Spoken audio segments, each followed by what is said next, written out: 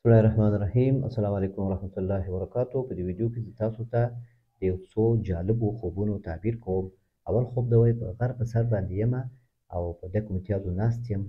وایي څوک راته راځي، بیا وایي ګوتې مې په دې متیازو باندې خرابېږي. او بل خوب دا وایي درې ویاله وي، صفا اوبه او مایع پکې نیسمه او یو کس راته یو دانه مایع راوباسي. بل خوب دا وایي مسجد وي او هلته تلاوت کوم، لمونځ کوم، فکر کوم دا زما جومات ده. بل خوب دا وایي سپی وي، زمری به راشي، بیا وروسته غوا راشي، په دا لاره کې یو بل سره جنګ وکړي. بل خوب دا یو ماشوم راشي، وایي ما ته یو خط راوړي، زه خط راس کوم وګورم نو ایتونه پکې لیکل شوي وي. بل خوب دا وایي پټي کې یو، وایي پړانګ ونیسو، بیا پړانګ بچي یو ترې وژنو، یو خوشي کړو. او بل وی وایي خوله کې مې یو شی نښتي وي، د ورور سره مې چاړه وي، وایي زه ورته وایم چې دا په دې چاړه دې وباسه او ټوله وینه مې خوله مې ټول زخمي کړي. او بل خوب ده وایي خوب کې مې زنا کړې وي او دولت نیولی یم، بندي کړی یم او ډېر ویره راباندې وي. او بل خوب ده وایي غوښه وي ډېره زیاته او ماماګانو کره موږ ځو. نو دا خوبونه انشاءالله تعبیروو، اخره پورې مو سره پاتې شئ. راځو اول خوب ته. دغه نه مخکې که تاسو دې چینل کې نوي یاست نو چینل سبسکرایب کړئ، ویډیوګانې لایک کړئ او دا ویډیوګانې ملګرو سره د چینل شریک کړئ. نو انشاءالله ستاسو خوبونه کوي. نو خپل خوب واتساپ نمبر همدې چینل کې زما شته، نورو ویډیوګانو کې نو هلته خپل خوب ماته لیږلی شي واتساپ نمبر کې. واتساپ نمبر همیشه بند وي، نو سهار کې د شلمې نه بعد خلاصېږي او تاسو کولی شئ خپل خوب ولیکئ. ښه دا ده چې اول ولیکئ، یا که نشئ لیکلی نو بیا اواز سره ریکارډ کړئ، اواز ولیږئ، وایس ولیږئ او خپل خوب پوره ووایئ. اول او آخر د خوب وخت د خوب دا وښیئ انشاءالله. خوب هم بیا صبر وکړئ، په آرام سره خپل نمبر سره خوب دې تعبیر کېږي. نو راځو اول خوب ته. وایي د شپې 2 بجې وي، خوب مې لیدو چې په غر کې ډکو متیازو ته ناست یم، یو ملګري او د ملګري وړوکی ورور یې راباندې راشي، وایي هغوی د لرې نه را روان دي. زه ورته وایم مه راځئ، متیازې کوم. هغه هماغسې راځي، په دې کې مې لاس مردار شي، وایي زه وارخطا کېږم، زه ځان زه پټ کړم او وارخطا کېږم په متیازو او هغه لاس زه خولې ته یوسم، خپل خولې ته، او دا مخ غاښ پسې مې ونښلي. زه کوشش کوم چې لرې یې کړم، خو دا خوب ښه خوب ده، ښه تعبیر لري، الله تعالی یې درته ښه کړي. دا ډکې متیازې په خوب کې کتل د دې تعبیر شته په چینل کې زما ویډیو شته دې باره کې جدا، او غر په خوب کې کتل دا دواړه شته. نو ته په غر کې وې، غر نه مراد یو هدف ته رسېدل، ته یو هدف ته رسېدلی یې، ته یو ارمان دی، یو ارزو دی، یو مقام، یو چوکۍ، یو درس، یو تعلیم، یو عزت، هغه ته ته رسېدلی یې. هغه ته ته رسېدلی نو هلته ته هغه خپل مسؤلیت صحیح نه ادا کوي، خپل مسؤلیت صحیح نه ادا کوي او ته بې ځایه خبرې کوي یا بې ځایه کښېنې، چې کوم دمغه مقام او دغه ستا لپاره مناسب ده هغه ته نه ساتي، هغه ته نه ساتي. د دنیا له لحاظه ته مالداري یا د مقام و چوکیو یا د علم یا د پوهې یا د کار په حساب باندې، نو هغه مقام دې ته خپل نه ساتي. هلته داسې عادتونه کوي، دا ډکې متیازې په خوب کې دا په عادتونو انسان د عادتونو باندې تعبیر کېږي چې هغه تا نه کېږي، خو هغه څه په خپل ځای کې وشي، په اندازه وشي، هېڅ مشکل نشته. خو که بې ځایه وشي او د ټولو په مخ کې وشي نو بیا شرمندګي انسان ته پیدا کېږي. عادتونه د انسان، ځکه دا ډکې متیازې دا د انسان مجبوري وي، عادت وي، دغسې عادتونه هم د انسان نه کېږي. نو چې کله دا کنټرول وي، په اندازه وي، نو مشکل نه پیدا کېږي. خو دغسې بیا حالت کې بیا مشکل پیدا کېږي. ته وایې د غر په سر ته ناست دی او درته روان دي هغوی، نو دا خالي ځای کې، آزاد ځای کې خو څوک نه کښېني. نو معنا داسې ته هم کله یو مجلس کوې، خبره کوې، نو داسې خبره ته کوې، داسې عادت کوې چې هغه هېڅوک په نظر کې نه نیسي. په ټول مجلس کې، ډک مجلس کې، د ټولو په مخ کې کوشش کېږي نه په ارامه باندې هغه مسله نه حل کوي د ټولو په مخ کې، نو دا کله کله بیا تا ته شرمندګي پیدا کوي. داسې هغوی راځي، نو ملګري یو ورځ باندې خبر شي، د مجلس کې یو څو خبرې خبر شي، هغه ټول کورنۍ ټول قوم ته دې خبره رسېږي او داسې بیا دغه لاس ته خولې ته وروړي. نو لاس خولو ته وروړل دا معنا چې په دغه عادتونو ستا په دې کارونو کې که تا ته څه ګټه رسېږي، څه پیسه رسېږي، څه مال رسېږي او هغه ته دغه د خوړلو کوشش کوې، نو هغه حرام ده که نه. د مردار لاس خولې ته وړل دا یو حرام شی خولې ته وړل دي، هغه کار تا ته حرام ده، هغه خوراک تا ته حرام ده، پیسه تا ته حرام ده. نو دې سره ته وایې چې دا مخامخ غاښ پسې مې ونښلي، دا مخامخ غاښونه چې دي برني، دا لندیني په اولادونو باندې تعبیر کېږي، او دا برني دا څنګ کې 2 مخامخ غاښونه غټ چې دي دا په فامیل په ښځه باندې تعبیر کېږي. ښه دا ده چې تاسې کوم عادت وي هغه عادت دې له کنټرول کړي، او که کوم کار داسې وي چې هغه ته د چا خوښه نه ده او هغه ته کوې، په هغه کې تا ته څه ګټه پاتې کېږي یا څوک ترې خبر نه دي صحیح، یو روپۍ چانش کوې، نو هغه تا ته ښه روپۍ نه دي، هغه کې خیر نشته.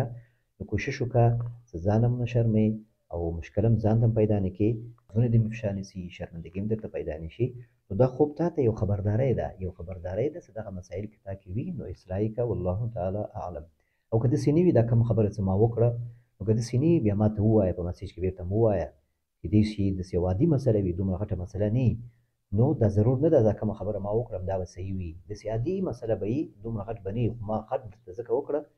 که یو عادي مسله هم وي، هر شی وي، څه ته لږ متوجه شي، فکر وکړي چې رښتیا هم دغه ده که په بل شی ده یا په بل شی ده، نو بیا ما ته وضاحت راکړه او یو کمنټ هم وکړه د ویډیو لاندې، بیا ما ته اطمینان راکړه تا څوک نه پېژني، والله تعالی اعلم. وایي درې د ویالې وي د اوبو او ښه صفا اوبه وي او د فامیل مې دا ښځه مې دا خوب لیدلی ده، وایي هغه د مایان پکې وي، بیا یو مایي وي هلته، هغه یو کس ته وایم دا راته ونیسه، هغه بیا راته وباسي او بیا زه دغه د هډوکي او د لشې او د اغزي چې دي دا ترې وباسم دې ماشومانو ته، تیار پخ کړي شي وایي، تیار پاک مایي وي، بیا وروسته پخ کړی وي، زه نه پوهېږم چې چا پاخه کړی وایي، خو دا مونږ خورو وایي، د خپل ماشومانو ته یې ورکوم. نو دا ډېر ښه خوب ده، الله تعالی یې درته ښه کړي. نو دا درې ویاله د صفا اوبو دا درې مصدر د رزق باندې تعبیر کېږي چې ستاسو کورنۍ کې کیدای شي درې کسان کار کوي، درې معاشونه، درې تنخواګانې کورته راځي، دا ټول حلال دي او ښه کاروبار ده، په دې باندې هم تعبیر کېږي. او یو علم، یو درس، یو تعلیم، یو ښه وظیفه په دې باندې هم تعبیر کېږي، او خیر چې ستاسو د کورنۍ د خلکو ته رسېږي. او دا مایان چې دي زیات مایان چې کله ولیدل شي لاسته راوړي، هغه په مال باندې تعبیر کېږي، او چې کله یو مایي لاسته راوړي نو دا په ښځه باندې هم تعبیر کېږي. که واده کول چاته غواړئ نو انشاءالله هغه واده کېږي، او چې کوم تشویشونه هم دي دغه په رابطه باندې هغه مسایل ټول صفا کېږي. که د واده مثلا مخکې وي نو هغه چاته ویلي دي یا د چا په واسطه باندې دا واده شوی ده نو انشاءالله هغه مسایل سرته رسېږي، هغه ته تشویش مه کوه. دا د مایع رااخیستل او بیا پاکول او پخول دا خو تکلیف ده او لانجه ده او دا ټول وایي چې بیا داسې وشو چې زه پرې پوه نه شوم، نو معنا دا چې ته بعضې مسایلو ته تشویش کوې، هغه تشویشونه مه کوه، رزق دې حلال ده او کاروبار ښه ده او د مشکلات هم حل کېږي، او داسې څوک هم شته انشاءالله چې بیا که سختي راځي بندش راځي هغه دلته حل کړي، لکه دا مایع ته وایي چې بیا بل کس راته نیسي، او بیا ته د خپل اولادونو ته یې ورکوې په مهرباني سره، دغه اغزي وباسي ضرر ونه رسوي، نو دا هم په دې باندې تعبیر کېږي چې ته د خپل کورنۍ باندې خیال ساته. لکه مایع خوړل ډېر احتیاط غواړي، معنا دا چې ته خپل کورنۍ باندې ډېر خیال ساته، خپل اولاد هغه باندې، او دا کوم مسایل چې دي هغه انشاءالله حل کېږي، الله مهربان ده، والله تعالی اعلم. بل خوب دا یو نوی جوړ شوی مسجد وي، دغه مسجد ته داسې احساس کوم لکه چې مې خپل وي، بیا په دې کې زه لمونځ او تلاوت هم وکړم، د لمونځ وخت ماسپښین وي او د تلاوت صورت رانه هېر دی چې کوم صورت وي، وروسته د تلاوت او لمونځ نه 2 نفر نور هم وي راسره، یو مې راته خپل زوی ښکاري 6 کلن دی، په دې کې جریان کې لوی شوی وي، نو زه ورته وایم د مسجد چندې لپاره مو ځای نه دی جوړ کړی، ګوره دا مو پرېښی دی، نو بیا زه شروع وکړم د محراب سره څنګ کې د چندې لپاره ځای جوړ کړم چې راویښ شوم. ښه نو دا ډېر ښه خوب ده، تا خوب کتلی چې مسجد کې، مسجد نه مراد مسؤلیت ادا کول، اجتماع، ښه کورنۍ، ښه اتفاق او اتحاد او امن او د جنت کارونه، جنتي کېدل، د جنتیانو کارونه کول، د لمونځ د تلاوت ده مثلا دا ټول تا کړي دي او صورت درنه هېر ده، نو معنا ده دا ته تلاوت د قرآن کریم کوي خو توجه سره نه کوي، دا صورت درنه هېر ده، معنا دا چې ته توجه نه کوي، که لمونځ هم کوې نو لږ حضور دې برابرولی نه شي، نو کوشش دې کوه حضور دې برابر کړي. که په خوب کې چې کله لمونځ او تلاوت دا وکتل شي او آیت دې په یاد شي نو په دې باندې تعبیر کېږي چې ستا هغه توجه دې کمه ده، یعنې توجه باید زیات کړي ته، او بیا چې خپل زوی ګوري چې هغه غټ شوي نو ستا د آینده ښه انشاءالله چې دا خپل تربیت د اولاد صحیح وکړي نو هغه ټول به تا سره وي او ستا بازو به وي. او بیا د چندې لپاره چې ته وایې د مسجد ته مو ځای نه دی جوړ کړی، چندې لپاره ځای جوړ کړم، نو که د یو خیر کار اراده لرې نو کوشش وکړه چې بل چا ته تمه ونه کړي، ستاسو څومره وس هغه وکړه او کوشش مه کوه چې ته د بل چا نه د دې لپاره چې بل څوک هم په دې کې څه واخلي هغه مجبور کړي، خلک مجبوروی مه، که څوک په خپل خوښه انشاءالله یو ښه کار کې تا سره همکاري کوي، یو مشوره یو ښه کار کوي نو هغه به ښه کار نه کوي نو دې ته دومره وارخطایي مه کوه، والله تعالی اعلم. بل خوب دا وایي زه روان یم لاره کې جومات طرف ته او مازدیګر یا ماښام وي او باران هم لږ لږ وي، په دې وخت کې یو سپی مخې ته مې راشوی، هغه یو زمري سره جنګ کوي او په دې کې یو بل سپی هم پیدا شوی او د زمري طرف ته منډه وهي، نو په دې وخت کې یو غوا هم پیدا شي او د 2 سپي زمري دا دواړه شروع کوي په دې غوا باندې، او په دې کې به یو کس پیدا شي او دا غوا وای مړ کړي هغه مور سره کومک شي یعنې څلور کسان شي په دې باندې وایي په دې وخت کې مې ده الله اکبر غږ راوځي د خولې نه د غوا نه مراد خو کال یو کال دوه سپینه مراد دوه کسان یعنې دوه شر دوه داسې عادتونه دوه داسې کسان چې هغه کیدای شي تا ته مزاحمت وکړي دوه انسانان وي چې هغه خوله کې لږ بې کنټروله دي کم اصل دي هغه تا ته څه مزاحمت کوي یا دوه عادتونه دي د انسان د نفس خواهشات او غفلت زمري نه مراد په دولت په پولیس په دې باندې تعبیر کیږي چې دوی څه مشکلات شته ته آینده څه سوچ لرې نو په هغه کې دغه مشکلات ته ګوري چې څه دوه مشکلات ستا له طرفه دي دا سپیڅلي دي دا ستا دغه صفتونه د نفس یا د مزاحمتونه ستا په ژوند کې ده او دا غوا دا کال او دا زمری څه ده دا دولت دغه شیان ټول په خپل منځ کې دا مشکلات دي ستا چیلنجونه دي ستا په مخ کې دغه تکلیفونه دي د مسایل دي نو په دې کې غوا مړ کېږي په آخر کې نو معنا دا څه که دغسې ته په همدې غفلت کې یې او د ټول چیلنجونو ته ځان نه برابروې د ټول مسایلو ته نو کېدای شي دا کال تا نه ضایع شي که د درس وي که د کار وي که د روزګار وي که د هر شی وي نو دا کال تا نه ضایع کېږي نو کوشش وکړه چې ته دغه وخت درنه ضایع نه شي او خپل هغه هدف ته ورسېږي که هغه کار کول وي که هغه درس ویل وي دغه ستا هدف درنه پاتې نه شي الله تعالی اعلم نو خدای دې وکړي چې خپل خوب د تعبیر نه ته یو شی پوه شي او چې ته خپله سوچ وکړې نو بیا په دې کې نتیجه ته اخلي چې نتیجه دې واخیستې ما ته هم اطمینان راکړې او که وضاحت دې غوښتې نو هم ووایه او چې کله واضح شو پوه شوې پرې نو د ویډیو لاندې یو کمنټ وکړه ما ته اطمینان راکړه چې زه هم مطمئن شم یو ماشوم راشي ما ته یو خط راکړي نه پوهېږم څوک وي زه خلاص کړم په هغې د قرآن کریم آیتونه لیکل شوي وي خطونه پکې وي او بیا مې لیدل چې د یو کوټې په اندازه چې د محراب شکل لري ښې خواته یې د لا اله الا الله لیکلي وي او بلې خواته یې د قرآن کریم نور آیتونه لیکل شوي وي په ډېر ښایسته شکل سره او د دې لاندې همدې ته ورته شکل وي دواړه ډېر ښایسته وي او د دې شاوخوا علما راټول وي او په همدې صحنه کې یو قرآن کریم ما سره وي پوښې د ښایسته ماریو باندې پوښل شوي وي او د دې قرآن کریم وي لاندې وي بل قرآن کریم وي د دې صحنې کې علما زما خواته په تعجب سره ګوري او وایي چې دا څومره ښایسته قرآن کریم دی ورسره نو زه په خوب کې ډېر زیات خوشحاله یم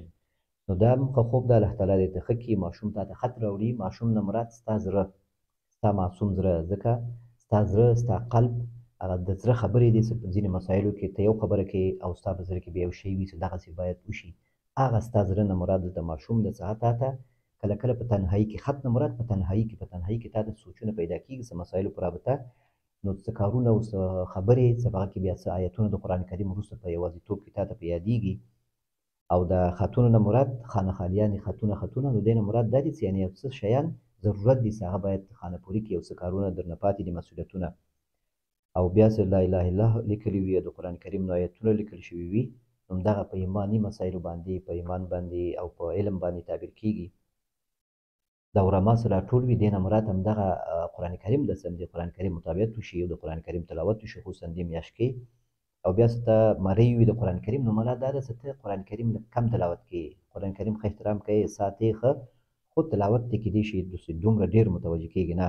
نو که دغسې وي نو کوشش وکړه چې تلاوت ته هم وخت ورکړې د علم ته هم وخت ورکړې لیکن انشاءالله درته خیر ده او کوم مسایل چې تا ته په یادېږي قرآن کریم آیتونه کوم مسایلو باندې نو هغه باندې انشاءالله تا ته خیر ده په څه به عمل کوې او کې درته خیر رسېږي والله تعالی اعلم څو خوبونه دي یو ورور دوه درې 5 خوبونه تقریبا لیکلي یو 3 دانې ما درته ولیکل نور به یې مالې پاتې به وي وایي پټي وي پړانګ ونیسو بیا بچۍ وي دوه یو ماده یو نر وایي بیا ماده یې څه دغه حلال کړو وایي چې دا نسل نه خو نور نه زیاتېږي او نر نه یې ورپړې دی ایسته کړو او بیا خوشي کړو نو دا پړانګ نه مراد په مرض باندې په یو ساري مرض په یو داسې مرض هغه ډېر وخت انسان په تکلیفېږي په دې باندې هم تعبیر کېږي هغه مرض که علاج ته کوې که خپل دې وي یا د بل چا وي نو هغه انشاءالله څه علاج شوی به وي سرطان مرض یا بل مرض وي نو انشاءالله څه هغه نتیجه ورکوي هغه مرض به نور نه زیاتېږي که ساکت تکلیف یا نورو کې یا که داسې ویره په تا باندې وي د کار په وخت کې یا نور مسایلو کې امنیتي مسایل ویره وي نو په هغه کې انشاءالله دا ویره دې ختمیږي او ته الله تعالی تا ته نصرت نصیب کوي په هغه ویره باندې دی او ویره یې ختمیږي والله تعالی اعلم بل خوب د وای خوله کې مې یو شی نښتې وي ورور مې ته مې وایم او لاس کې چاړه وي چې دا چاړه باندې دا ورسره وایي دا وباسه وایي چې هغه کله دا چاړه راواخلي دا ځای مې خوله مې مکمل پرې کړي او بیا ډېره وینه لاړ شي وایي زه پرې وایم چې ما غوښتل چې وینه ورکړم اوس وینه نه ورکړم ښایي همدا وینه دې لاړ شي وایي نو د وینه تګ نه مراد مال تګ د مال که تا د زړه نه یو څه ویستلي وي د خیر په لاره کې نو هغه شی دې نه مخکې چې تا باندې داسې غږ وشي دې نه مخکې چې تا ته یو دلیل وویل شي چې دغلته دا مصرف پکار ده دا ورور لاس کې دې چاړه نه مراد یو دلیل چې هغه ورور دې تا سره پشي بحث کوي چې دغلته مصرف پکار ده او ته هغه نه منې نو ته مجبورېږي بالاخره او ته ورته مجبورېږي او هغه ته وایې او بیا کیدای شي هغه نه لږ زیاتی وشي هغه ځای باندې ډېر ولګېږي یا تا نه پیسې ډېر لاسي ښه دا ده چې هغه نه مخکې چې تا باندې داسې یو حالت راسي دا خرچه ته وکړي او داسې تا غوښته چې وینه ورکړې نو دې نه مراد هم دا پیسې خرچول دي چې هسې هم ته نیت لرې چې په خپل وخت باندې وشي هغه ډېر ښه راځي والله تعالی اعلم. همدې ورور بل خوب ده وایي زنا مې کړې وي په خوب کې وایي داسې احساس کوم چې ما زنا کړې وي او نیول شوی یم حکومت نیولی یم بندي کړی یم او بیا ځان مې خوشي کړي وي او په پټیو کې ګرځم او ماشومان مې وګوري وایي بیا فکر کوم چې دوی به ورته وښیي بیا مې په دې وخت کې راونیسي بیا وروسته به باران شوي ښه پسرلي موسم وي ښه هوا وي او بیا به مور مې دلته ښکاره شي هغه هم ډېر زیات غوسه او بله ښځې هغه هم ډېر زیات ما ملامتوي او ډېر زیات شرمېږم حتی وایي په ویښه کې هم همدا اوس شرمېږم نو په خوب کې تا زنا کړې وي ملامت احساس کړی نو دا ډېر ښه خوب ده د دې معنا دا ده چې تا ته الله تعالی توفیق د توبه درکړي او ته توبه وباسې او دغه مور دې چې سخت غوسه ده دا په دې باندې تعبیر کېږي چې د مور د بددعایي نه ځان وساته او د مور د خفګان نه ځان وساته د مور بددعا خوب کې غصه په خوب کې دا په عاق باندې تعبیر کېږي چې کېدای شي مور انسان عاق کړي دا په هغه صورت کې چې تا نه څه بېادبي وشي ناګفتي وشي نو که دغه مسایل وي نو ډېر زیات احتیاط وکړه هماغسې په دې خوب کې دې ستا باندې څومره بوج سختي راغلی همدغسې که دغسې ته یو تصمیم په جذباتو کې نیسي یو څوک خفه کوي کورنۍ او په دې مسایلو کې د عادي همداسې نو کېدای شي په دغسې حالت په تا باندې ژوند کې هم راسي الله دې مه راوله او الله تعالی دې درته اساني کړي الله تعالی مشکلات حل لره والله تعالی اعلم.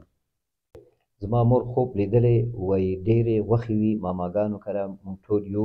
یو ماما ښځه مې مړه ده وایي زه وایم چې دا زموږ به خرابه شوې وي هغه زما لور ته ووایي چې ورشه راویخله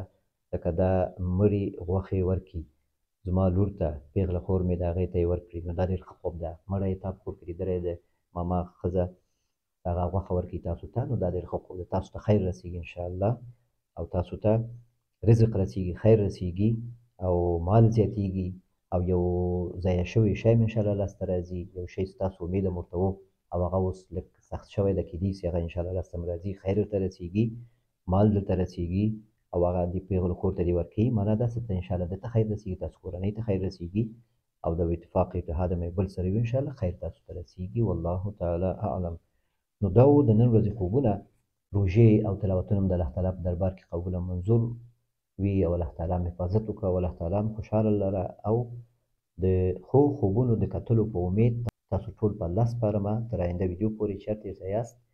ښاد او آباد اوسئ. السلام علیکم ورحمة الله وبرکاته.